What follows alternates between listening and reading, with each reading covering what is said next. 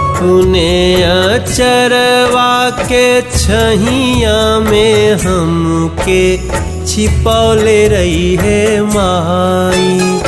अपने अचरवा के छैया में हमके छिपौले रही है माई। मुश्किल भरल बाडहरिया से रस्ता देखौले रही है माई।